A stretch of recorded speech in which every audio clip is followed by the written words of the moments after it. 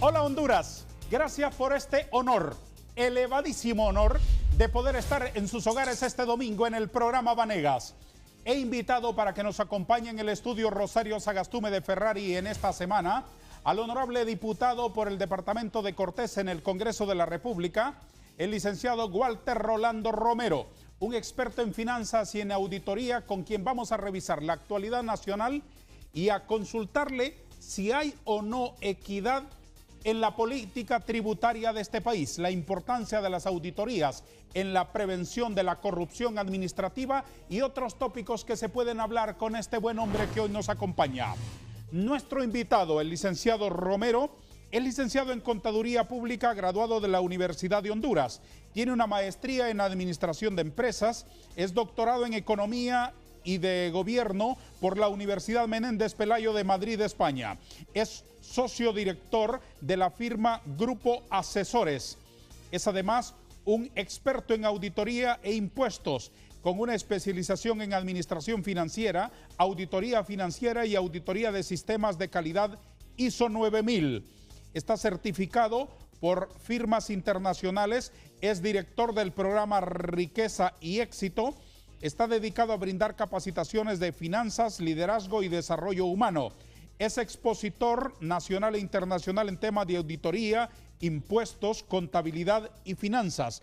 Fue secretario de la comisión que dictaminó el Código Tributario en el Congreso de la República y miembro de la Comisión de Finanzas del Poder Legislativo. Está certificado por el equipo de John Maxwell como conferencista y orador internacional y cuenta con importantes certificaciones en temas de liderazgo, finanzas y formación humana. Licenciado Walter Romero, honorable diputado, gracias por estar con nosotros este domingo. Encantado de saludarlo. Es un honor, un privilegio para mí estar aquí en su programa, Vanegas. Muchas gracias por visitarnos. Me permite que a la plática le agreguemos un poco de dulce aquí con una caricatura en su honor. Claro, encantado. Es un honor para mí. ¿Tiene algunas consideraciones, algunas limitaciones que quiere ponerme para la caricatura o nos atenemos a las consecuencias? Tengámonos las consecuencias. Solo esta corbata rojita me la... Que quede roja la corbata. Que quede rojita total. Viene usted ya de una vez adelantándose a algo que yo podría preguntarle. Muy bien, voy a elaborarle entonces una caricatura aquí. Esto es lo que suelo hacer siempre en este programa único. De esta entrevista nadie se va con las manos vacías. Honramos siempre a nuestros invitados con una caricatura y voy a empezar aquí a elaborar la suya. ¿Cómo va su trabajo en el Congreso? Pues gracias a Dios muy bien. Estamos trabajando en la Comisión de Finanzas, hemos dictaminado varios proyectos. Yo creo que es una de las comisiones que no tiene tanto rezago en cuanto a proyectos dictaminados. En ese sentido, tanto ahí? No engavetamos tanto los proyectos, ya sean favorables o desfavorables, pues los pasamos y los firmamos todos los compañeros que estamos ahí en la comisión. Qué bueno, eso es lo que esperan los ciudadanos de los parlamentarios.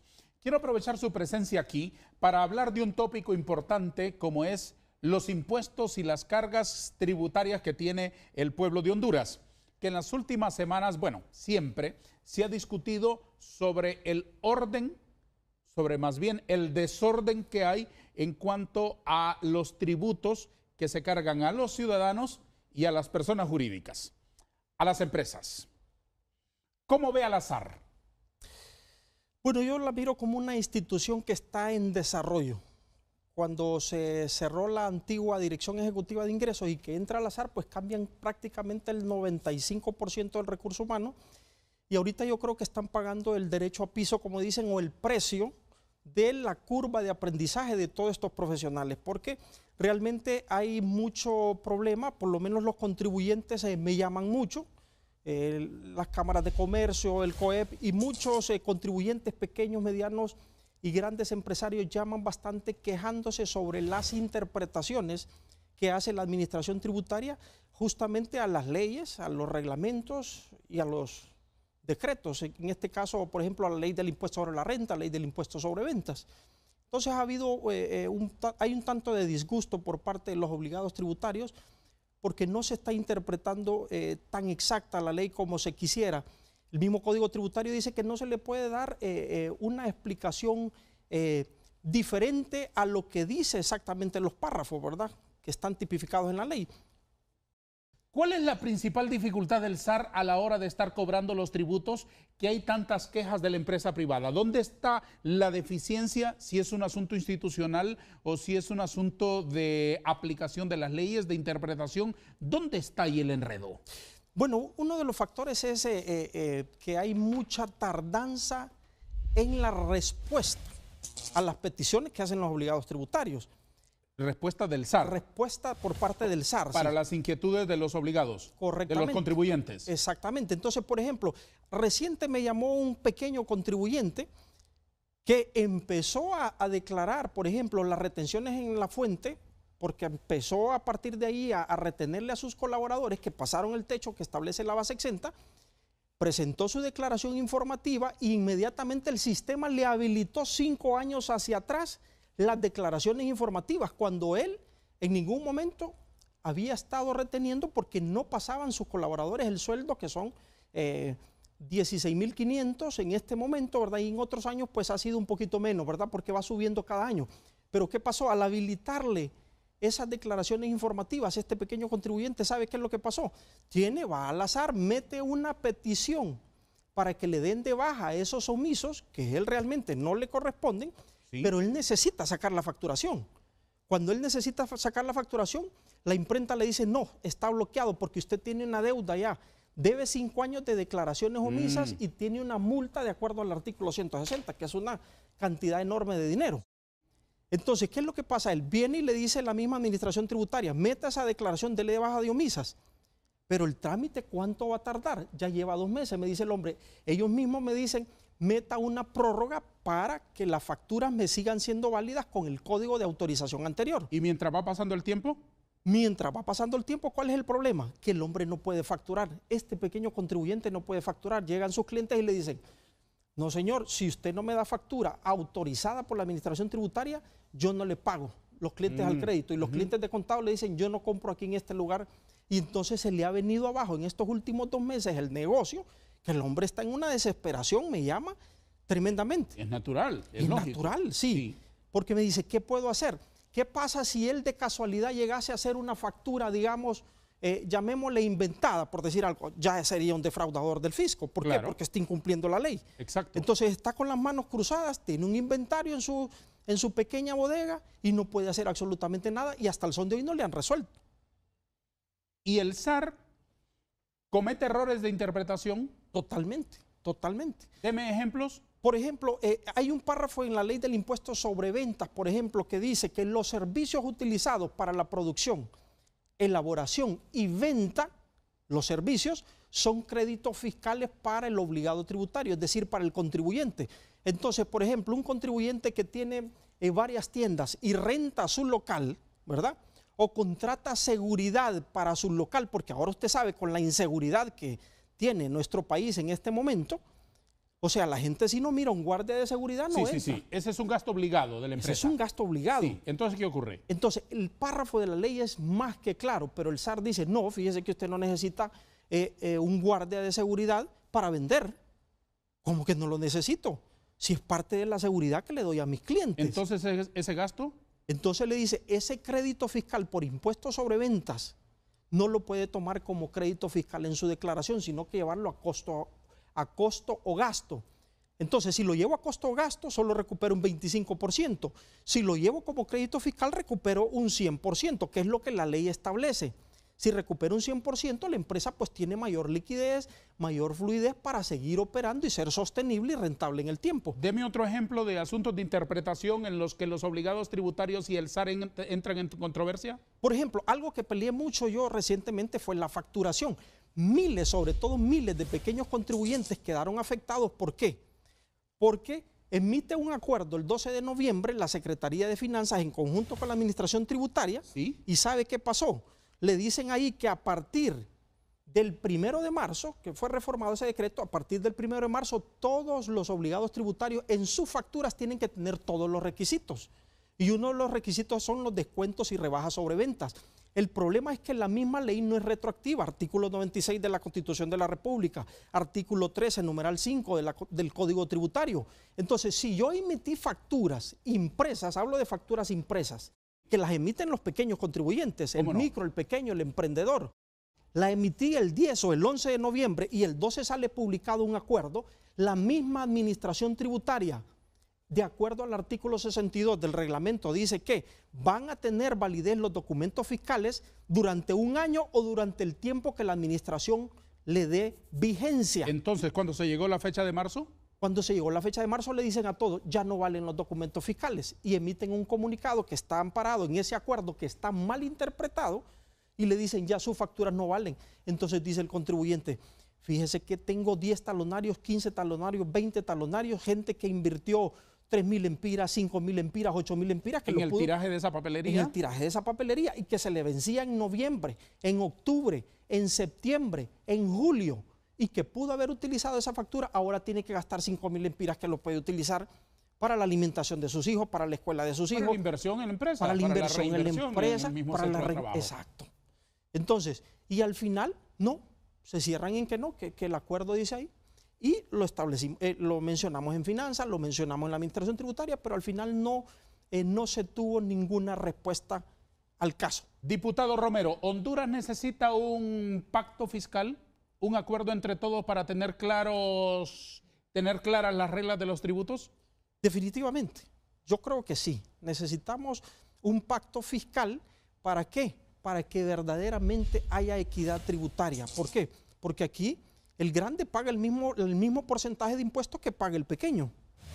Oiga bien, el 25% que paga el grande paga el pequeño. Entonces no se cumple el principio que establece que va a ser de acuerdo a la capacidad económica del contribuyente. En otros países como Costa Rica, El Salvador, por ejemplo, la renta a personas jurídicas, por ejemplo, un microempresario, un emprendedor, tiene que hacerse comerciante individual aquí en nuestro país porque no puede hacerse una sociedad SDRL. ¿Por qué? Porque tiene que pagar el 25% de impuestos sobre la renta, el 10% del impuesto a los dividendos. Y hay una serie de impuestos como la ganancia de capital, impuesto a los intereses, y sumando todos esos impuestos tenemos una carga horrorosa. No me haga esa lista que me pone a temblar. ¿Cuántos impuestos se pagan en Honduras? Es una barbaridad de impuestos, sin contar los impuestos municipales que a través de los planes de arbitrio se cambian las reglas del juego, ¿verdad? ¿Cuáles puede enumerarme? Por ejemplo, el impuesto a los intereses, el impuesto al arriendo de las viviendas, el 10%, el impuesto a los intereses 10%, impuesto a la ganancia de capital, impuesto a la revaluación de activos, impuesto a la tradición de bienes inmuebles, el impuesto sobre la renta, el impuesto a la aportación solidaria, el impuesto al activo neto, y ya no le sigo mencionando porque voy a romper en llanto. Voy a romper en llanto. ¡Qué barbaridad! ¿Y la carga tributaria para las personas jurídicas está bien elaborada, está bien distribuida? ¿Hay justicia allí?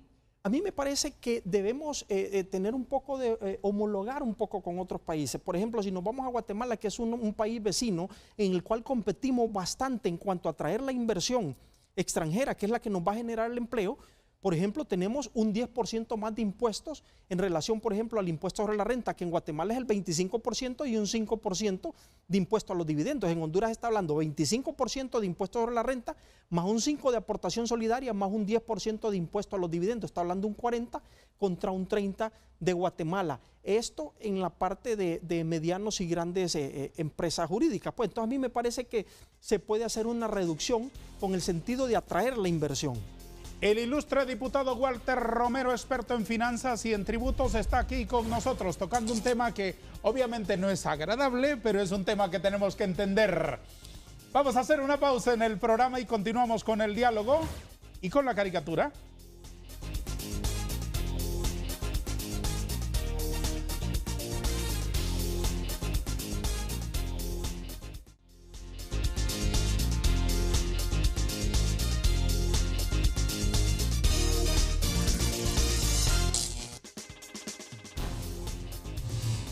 Diputado Romero, sé que usted dirige la firma de auditoría Grupo Asesores.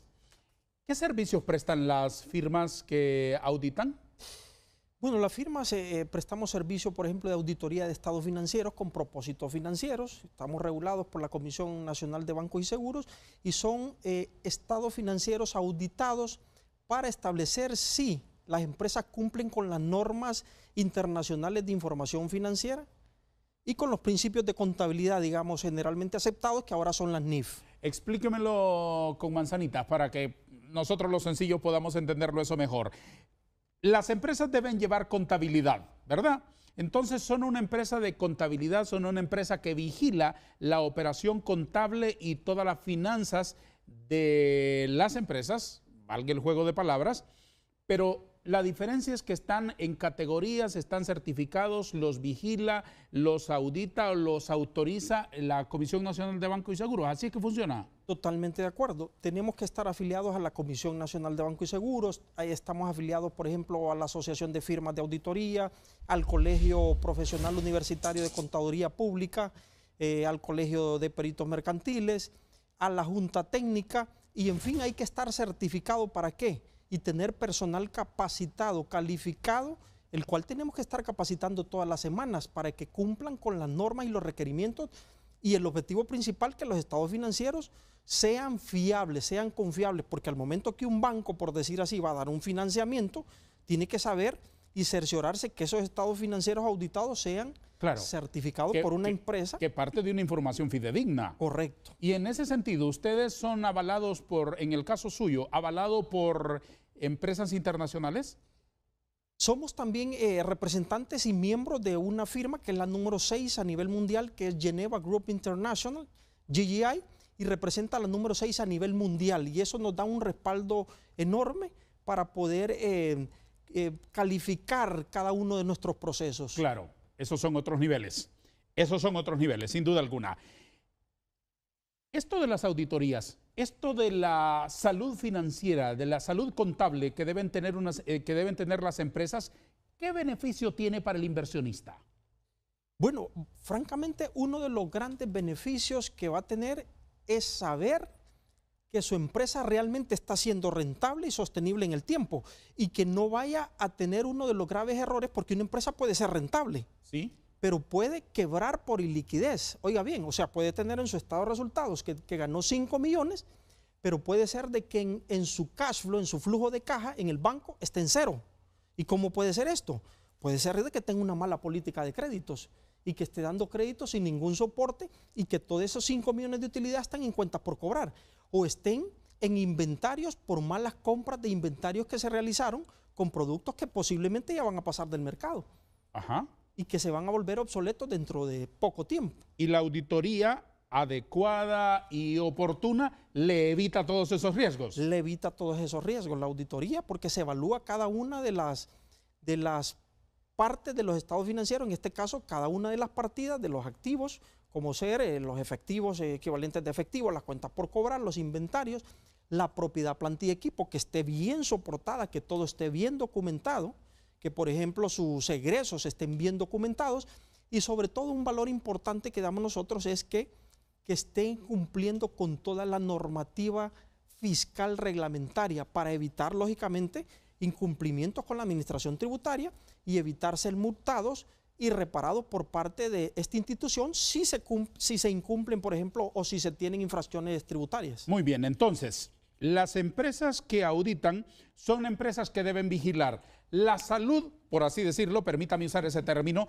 del contribuyente, del obligado tributario, del que tiene que pagar el tributo, el impuesto, pero también defiende que la ley se cumpla adecuadamente en beneficio del país. Exactamente. ¿De eso estamos hablando? Totalmente de acuerdo. Entonces, de ahí surge otra inquietud. ¿Por qué no se avanza hacia lo que tienen otros países, que es un recurso muy importante, que es un dictamen fiscal, que el Estado, vía alguna norma legislativa, autorice a firmas como la suya, como lo de los profesionales de su nivel, para que puedan establecer dictámenes fiscales tan valederos como la auténtica que hace un abogado, y que cuando se presenta la ventanilla de la agencia donde se pagan los impuestos no haya discusión porque usted está respondiendo con su prestigio? Definitivamente, muy buen punto, interesante, porque por ejemplo países como El Salvador, que implementó el dictamen fiscal, le cuento, en un año después de la implementación de este dictamen fiscal, sus ingresos crecieron un 13%, sus ingresos tributarios. ¿Por la vía de qué? De que los profesionales de auditoría, los profesionales de la contaduría pública, tienen un buen criterio en la parte de materia contable y materia fiscal. Y en ese sentido, cuando un auditor fiscal de una firma auditora llega y revisa, tiene el criterio suficiente porque tiene la experiencia para decir si es válido o no válido determinado acápite de una ley. Pues. Desde luego. ¿Cómo una auditoría oportuna puede ayudar a prevenir la corrupción, tanto en las empresas privadas como en la administración pública? Bueno, por ejemplo, las empresas privadas manejan la auditoría que cada vez que sale un cheque, oiga bien, cada vez que sale un cheque, un auditor revisa, por ejemplo, que ese cheque esté fundamentado en un presupuesto y que se esté cumpliendo con ese presupuesto, que cumpla con todos los requisitos que establecen los procedimientos de dicha empresa, que lleve, por ejemplo, 3 cotizaciones para no saber si el que está comprando es que está aliado con el que le está vendiendo para ganarse alguna comisión, por poner un ejemplo, ¿verdad? Sí. Entonces el auditor valida todos esos puntos y está haciendo pruebas selectivas, está haciendo pruebas de auditoría no solo en el momento, antes de que salgan los egresos de la institución. Y eso es una de las cosas que me parece a mí que el país, que el Tribunal Superior de Cuentas debe encaminarse para poder evitar la corrupción y que se pierdan los recursos en nuestro país. Entonces, ¿qué modelo de auditoría propone usted para evitar la corrupción? Yo propongo un modelo de auditoría que no solo sea posterior y como dice la Constitución, debemos de reformar la Constitución y las auditorías deben de ser antes. Las auditorías no deben de ser para proteger a un ministro, los auditores internos no deben ser para proteger al director, ni al ministro, ni a cualquier otra persona dentro de la institución. Debe ser con el único objetivo de proteger los recursos del Estado, que son los recursos del pueblo hondureño. Y en ese sentido me parece que las auditorías, los auditores internos deben de ser parte del Tribunal Superior de Cuentas y las auditorías deben de hacerse antes, durante y posterior. ¿Para qué? Para validar que cada centavo que salga está bien validado con sus 3 cotizaciones y cumpliendo todo lo que establece la ley. ¿Qué es lo que tenemos actualmente, diputado? Actualmente tenemos que el Tribunal Superior de Cuentas llega a posteriori. Imagínense que aquí la prescripción son 10 años, entonces el Tribunal de Cuentas puede que llegue a revisar 5 o 7 años después. De que se hizo un gasto. De que se hizo un gasto. ¿De qué nos sirve eso? ¿Para qué? No nos sirve de nada. Absolutamente. Si al final no hay medicinas en los hospitales, las escuelas siguen sin pupitres, entonces, y los recursos ya se perdieron, ya se erogaron. ¿Eso se puede corregir con auditorías preventivas? Totalmente, totalmente. Se debe corregir con auditorías preventivas y que los auditores internos sean parte del tribunal y dependan del Tribunal Superior de Cuentas, que no dependan del ministro, porque entonces el ministro lo que quiere es que me proteja a mí. Sí. El director lo que quiere es que me proteja a mí, dice él. Que dependan de Honduras, entonces, que defiendan al pueblo de Honduras, por supuesto. Que defiendan al soberano, al pueblo de Honduras, sí. que defiendan los recursos del pueblo hondureño. ¿Por qué me le está comprando a esta empresa? Ajá. ¿Por qué esta empresa, averiguar quiénes son los socios de esta empresa? Si no son empresas relacionadas a las 3 mismas cotizaciones, solo para que se la gane uno de ellos, pero al final es la misma empresa. Sí. O mire, señor alcalde, estos artículos que usted está comprando no son de la calidad que se requieren para la obra en el municipio, o no es el precio mejor del mercado, etcétera, etcétera. Tantas cosas que se pueden evitar. Totalmente. ¿Está de acuerdo? Cosas, totalmente de acuerdo. ¿El Tribunal Superior de Cuentas requiere de una reforma? Yo creo que sí, definitivamente. Se requieren de unas reformas. De hecho, hay en el Congreso Nacional unas reformas que las estamos evaluando, las estamos puliendo. Ya dentro de esas reformas, por lo menos he leído que en uno de los artículos ya establece que los auditores internos dependen del Tribunal Superior de Cuentas. Lo que me sigue preocupando es que las auditorías siguen siendo a posteriori. Entonces, eso hay que cambiarlo. Eso hay que cambiarlo definitivamente. Tiene que ser antes, durante y después. ¿Para qué? Porque como dicen, la confianza es bueno, pero el control es mejor. Sí, está bonito ese apotegma. Pero el control es mejor. Entonces, si no, ¿de qué nos sirve que 8 años después, 9 años después digamos que este es corrupto, que el otro es corrupto, si ya se robaron, si ya se perdió el dinero? Y al final, vuelvo y repito, no hay medicinas en los hospitales, no hay pupitres en las escuelas, no hay láminas en las escuelas. A mí me llaman constantemente pidiéndome láminas, pidiéndome pupitres y muchas veces hemos gestionado, ¿verdad?, con amigos que nos puedan apoyar para poder hacer ese tipo de obras. Ya. Terminemos el capítulo del SAR para que después hablemos de otras cosas, de sus gestiones en el Congreso, de su presente en ese poder del Estado. El SAR necesita conseguir recaudar una importante cantidad de plata cada año para cubrir el presupuesto. ¿El SAR actúa bien? Pues desde los ojos del Poder Ejecutivo actúa bien. Lo que pasa es que si lo miramos desde el punto de vista de corto plazo, pero si lo miramos a mediano y a largo plazo, lo que estamos haciendo es alejar la inversión. ¿Cuál es uno de los problemas que tiene el país? El desempleo, el alto nivel de desempleo. 2, que no se atrae inversión extranjera. La única forma de mitigar el desempleo es atrayendo inversión extranjera, tanto nacional como extranjera. ¿Para qué? Para generar empleos dignos, empleos que sean con sueldos justos, desde luego. Pero si le estamos cambiando la regla a los empresarios, lo primero que va a hacer un inversionista internacional antes de venir a un país es ver la carga tributaria. Y si dice, si en Guatemala hay 20, 25 puntos menos que voy a pagar de impuesto sobre la renta, ¿por qué me tengo que ir a Honduras? O sea, sí. ¿Qué objetivo hay? Las ventajas comparativas de un país se miden desde la inversión extranjera con las cargas tributarias, sin duda alguna. Exacto. Entonces, no tiene sentido venirse a Honduras. Entonces, pero como quiero exponerme, pongamos una oficinita chiquita en Honduras allá y generemos un parcito de empleos. Generemos 10 empleos en Honduras. Y los otros 500 empleos no los vamos a generar a Guatemala. Claro. Qué lástima. ¿Cómo era el dicharacho aquel? Es buena la confianza, pero es mejor. La confianza es buena, pero el control es mejor. Muy bien. La plática está buena, pero los anuncios son mejores. Aquí están.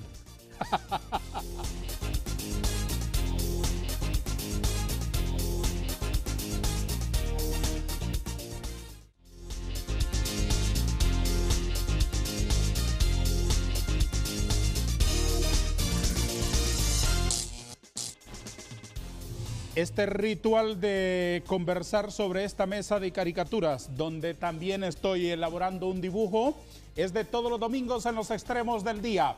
Después de la película de Noche de Gala por Canal 5 y el domingo siguiente se reproduce el programa a través de TSI a las 8 de la madrugada. A esa hora es nuestra transmisión. Gracias por acompañarnos en el día de su descanso, en el día domingo, en el día del Señor. Gracias a todos. Hoy estoy conversando con el diputado Walter Rolando Romero, uno de los diputados más brillantes del Congreso de la República, un experto en finanzas, en tributos, un hombre francamente honesto, de las figuras más inteligentes de este país, que guardo un profundo respeto por usted y un gran aprecio por su inteligencia y por su integridad. Por hondureños como usted sí se pueden meter las manos al fuego con los ojos cerrados. Muchas gracias. Lo honro públicamente por eso. Muchas gracias. Estoy elaborando también en honor a este buen hombre una caricatura, y como ya me dijo de qué color quiere la corbata y el pañuelo, entonces le voy a colocar rojo. Si se pudiera rojo, blanco, rojo, pero no. Sí. Déjame un pedacito de blanco ahí. Muy bien, rojo, blanco, rojo. Rojo, blanco y rojo, sí. Así va a quedar la caricatura. Hablando de ello, dediquemos unos minutos para que me cuente de su gestión en el Congreso en representación de los ciudadanos. ¿Cómo ha sido la experiencia en el Congreso?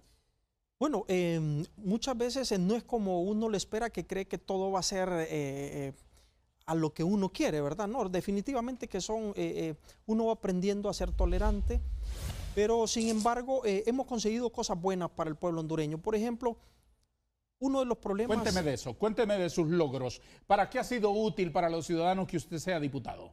Una de las cosas que estaba afectando mucho cuando entró el reglamento de facturación en vigencia, que fue en el 2014, se estaban quedando sin ingresos y sin trabajo miles de personas, miles de emprendedores. Por ejemplo, una señora que hacía comida para vender, que le vendía a una empresa, un jardinero, un descargador, por mencionar 3 ejemplos. ¿Por qué causas?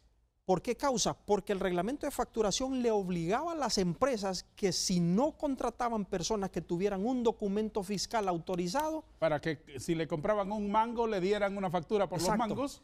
Y entonces esas personas no iban a tener, ni aunque los indicaran, ni aunque les dijeran cómo sacar ese documento fiscal, no lo iban a hacer. ¿Y usted qué hizo? Entonces propusimos en el Código Tributario, en el artículo 212, para que se emitiera a través de la Secretaría de Finanzas la boleta de compra que ya sale en el nuevo reglamento de facturación, para ayudar a todos estos contribuyentes que realmente no son contribuyentes, sino que es el pueblo hondureño que sobrevive el día a día. ¿Cómo? Trabajando como ayudante de albañil, trabajando como descargador. ¿Qué es eso de boleta de compra, señor La Romero? boleta de compra la emite la misma, el mismo contribuyente que contrata a esa empresa. Y entonces, por ejemplo, ¿Es un sustituto de la factura? es un sustituto de la factura, pero para ayudar a esos micros, Sí. ¿verdad? Para ayudar a esos micros. Sí, sí, sí. Es decir, por ejemplo, esa señora que le vendía la comida a esta empresa porque sus trabajadores se quedaban trabajando por la noche o los sábados en la tarde, ya a esa señora le dijeron,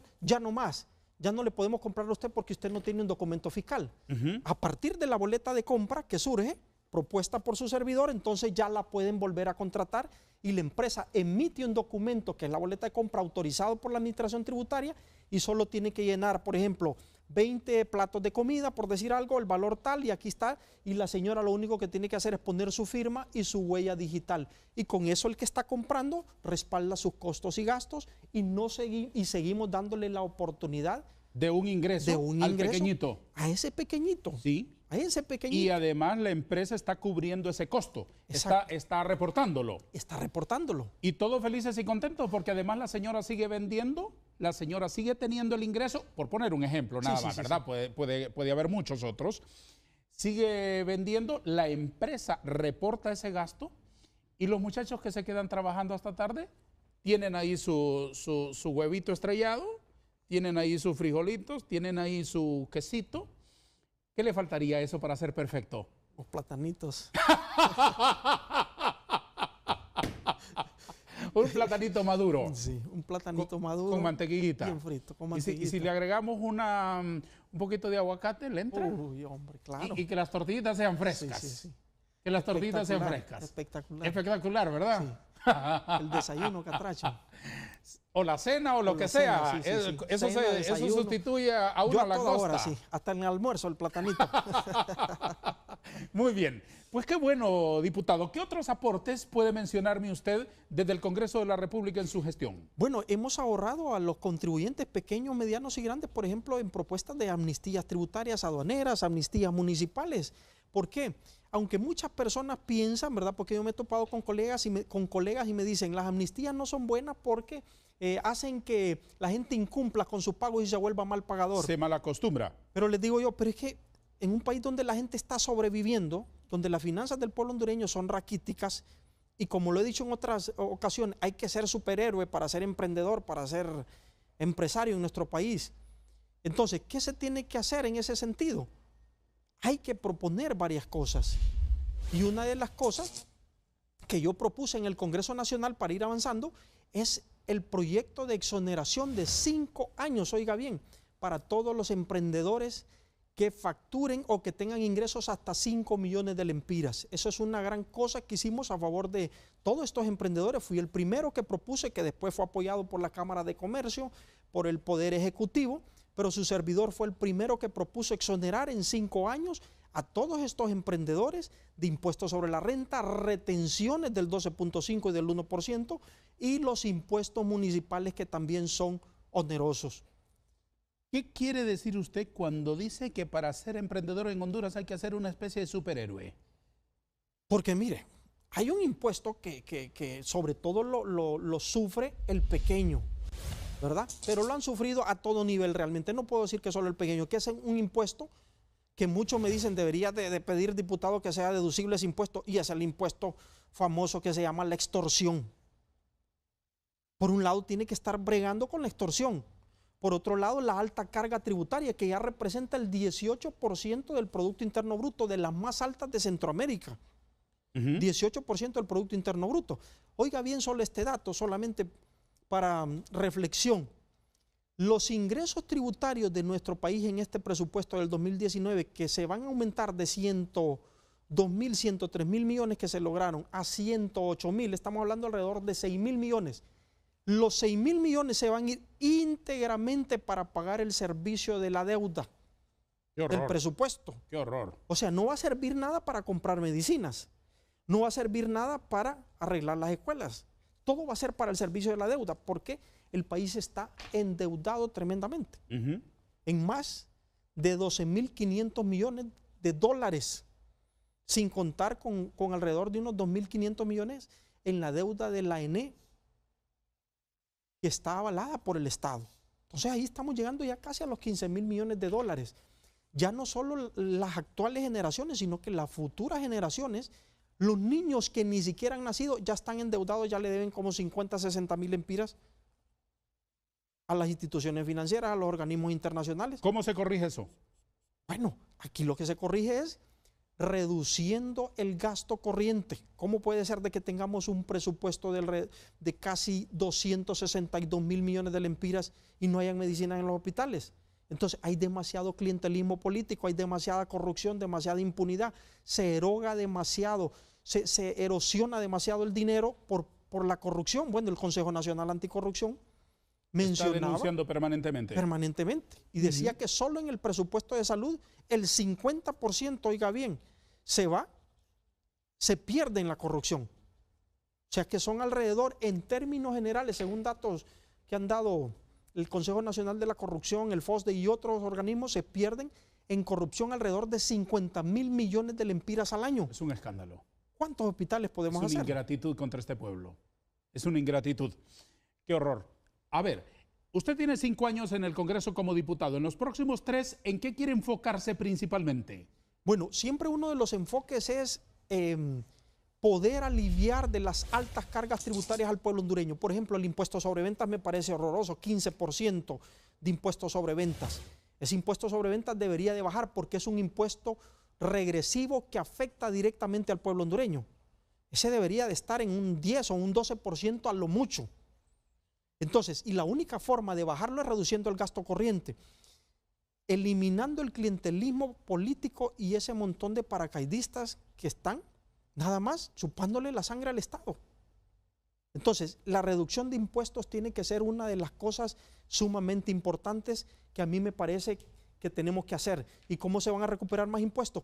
Pues con mayor control, estableciendo, por ejemplo, un dictamen fiscal, estableciendo buenos criterios al momento de las auditorías. ¿Y en la elaboración de los presupuestos, diputado Romero? Claro. Porque finanzas copia y pega, copia y pega, copia y pega. Desde hace 10, 15 años el mismo presupuesto para las instituciones sin estudiarlo en la minucia, en la letra pequeña. La Secretaría de Educación, por solo dar un ejemplo, tiene acreditados presupuestos para programas que ya no existen.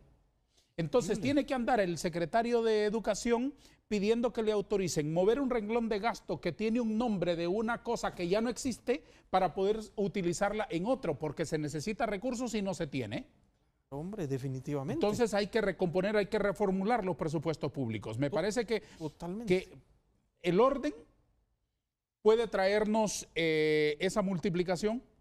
Y además, como decía Bukele, el presidente salvadoreño Bukele en su campaña, si nadie roba, ajusta para todo.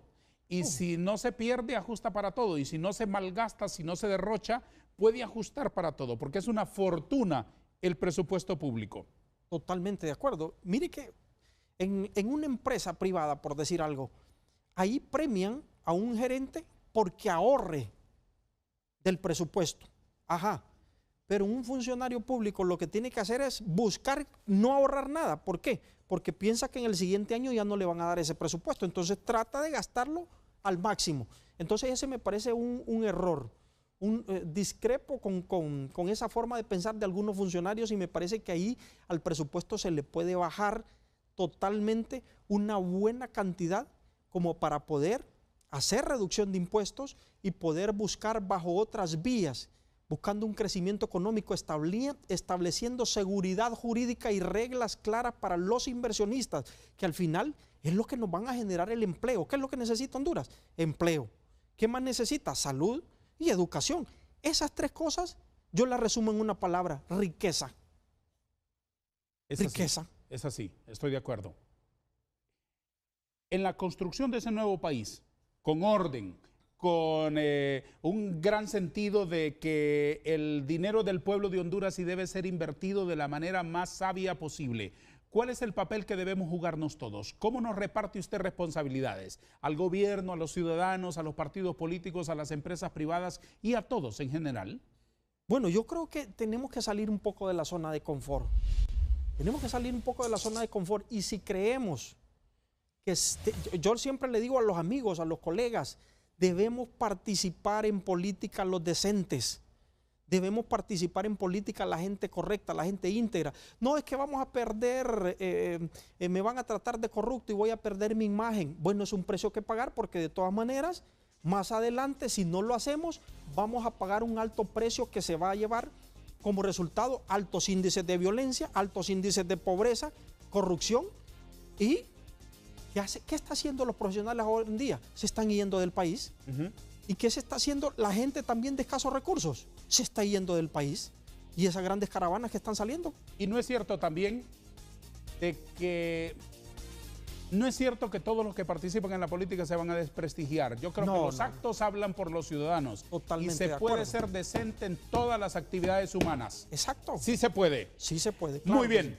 El diputado Walter Romero está aquí con nosotros y vamos a detener por última vez el programa Vanegas. Siga aquí con nosotros, por favor.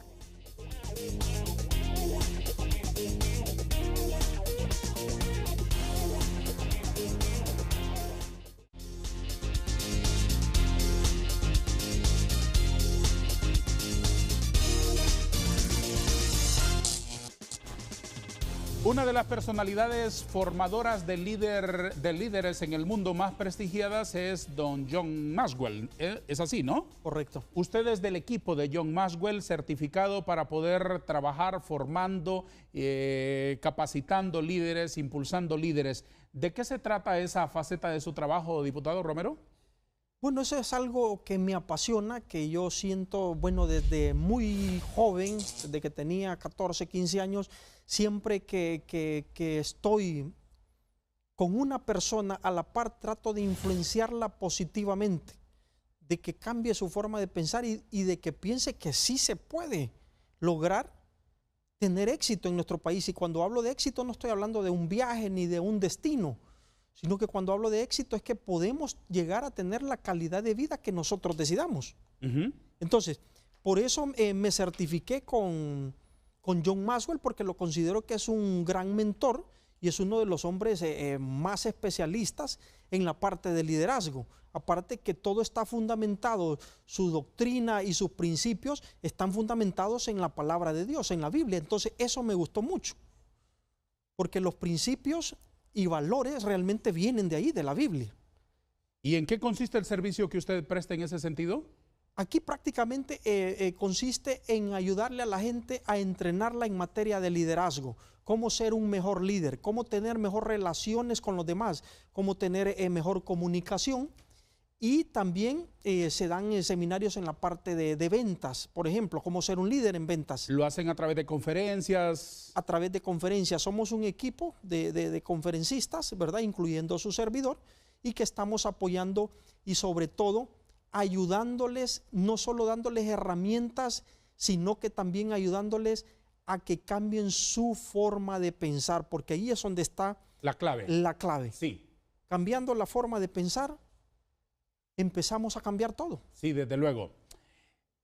Es que si no se cambia la forma de pensar, el ser humano asume modas. Puede hacerlo por moda, puede hacerlo por impulso, puede hacerlo por emotividad, pero no tiene un cambio permanente. Si no le cambia el... Bueno, mis hijos dicen chip. Yo soy de cassette todavía. El cassette. Usted está así como en el CD, ¿no? El CD está en el DVD, digamos. El DVD. Bueno, presuma más si quiere. No sentirme tan... Yo soy de cassette todavía. Sí. Y entonces el cambio de mentalidad es el que puede garantizar el éxito en la vida, en la familia, en las empresas, en el país. ¿A eso se refiere? Definitivamente. Y quiero comentarle algo que precisamente... Bueno, yo soy un gran lector, me encanta leer. Una de las grandes características o cualidades que mi madre y mi padre me inculcaron es la lectura. Ella leía mucho la Biblia y me inspiró, no solo porque me decía léela, sino que con solo verla. Entonces la fuerza del ejemplo. La fuerza del ejemplo. La fuerza del ejemplo, sí. Y me quedé siendo un gran lector que hoy por hoy yo no me acuesto si no leo por lo menos 1 hora o 2 horas diarias en diferentes temas, ¿verdad? Liderazgo, autoayuda, superación personal, como también en la parte profesional. Y en ese sentido me parece que sí, debe haber un cambio de mentalidad y por eso llevo ya varios años, le cuento, es una primicia que lo estoy dando aquí en el programa Vanegas, que estoy próximo a publicar mi primer libro. Ah, qué bueno. Sí, espero ya después de Semana Santa, ¿verdad? Por esas fechas, publicarlo. ¿De qué se trata? Es un libro específicamente para el cambio de mentalidad. El nombre es, no sé si ya quiere que le anticipemos el nombre. Por supuesto, sería un lujo para nosotros. Mentalidad de riqueza y éxito. Ese es el nombre del libro, ¿verdad? Entonces, ¿por qué? Con todas mis experiencias vividas, yo me considero una persona de éxito, ¿verdad? Una persona que ha obtenido riqueza. Y cuando hablo de riqueza no es tener 4 carros ni las cuentas del banco llenas de dinero. Las riquezas verdaderas. Es tener paz. Sí. Es tener gozo. Sí. Es poderse ir a la cama y dormir tranquilo sin saber que no se le debe a nadie, que no se tienen deudas malas. Absolutamente sí. Y lógicamente que se vive una vida digna de abundancia. Esas son las y que uno puede ser generoso con los demás. El sueño permanente de ser un mejor padre, un mejor hijo, un mejor servidor público. Estamos dejando una mejor sociedad. Entonces, ¿cómo tener una mejor actitud? ¿Cómo reprogramar nuestros pensamientos? Pues cuando lo publique me lo envía, por favor, para compartirlo con los espectadores y le deseo todo el éxito del mundo. Oh, excelente, muchas gracias. Permítame que vamos a compartir aquí su cuenta de correo electrónico para que todas las personas que quieran comunicarse con su oficina, diputado Romero, puedan hacerlo. Aquí aparece la cuenta de correo electrónico del honorable diputado Walter Romero. Y les muestro aquí también el resultado de mi trabajo aquí. Iba a decir esfuerzo, pero esto no es esfuerzo, es súper esfuerzo el que he tenido que hacer para poder elaborar un dibujo a tono con lo que usted se merece. Le comparto al público la caricatura del honorable diputado Walter Rolando Romero Romero, experto en finanzas y un buen diputado del Congreso de la República. Quiero escuchar su opinión. ¿Qué le parece nuestro dibujo? Espectacular, espectacular. No. ¿Le parece bien? Sí. Con la corbata así como la pidió. Rojo, blanco y rojo. Espectacular, muchísimas gracias. Gracias, diputado Romero. Un honor. Contésteme, por favor, mis últimas preguntas con una sola palabra, si le fuera posible. ¿Cuál es el secreto del éxito? Pues poner a Dios en todos los proyectos, me parece a mí. ¿Cuál es la cuota que cada uno de los hondureños debemos aportarle al país? Salir de la zona de confort y participar. ¿Qué es lo mejor de la política? Servir al pueblo hondureño, haciendo buenas obras. ¿Qué valores debe tener un auditor? Debe tener mucho juicio profesional e integridad.